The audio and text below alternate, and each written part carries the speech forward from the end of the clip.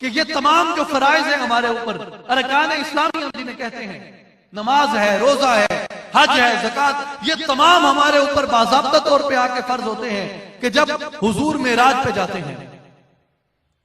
और मेराज हुई नबूवत के 12वें साल, जो नबूवत के पहले 12 साल गुजरे हैं, उन 12 सालों में हुजूर ने क्या अमल किया, उन 12 सालों में हुजूर ने क्या चीज अता की।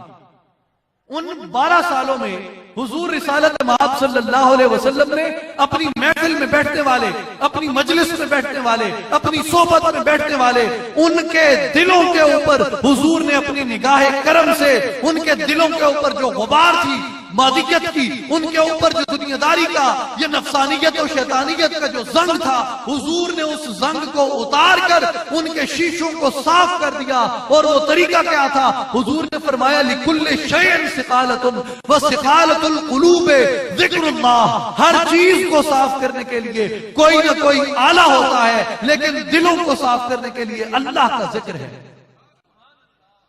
हुजूर ने उनके ऊपर उस बातनी इबादत को फर्ज किया और उनके उस बातन को हुजूर ने साफ फरमा दिया।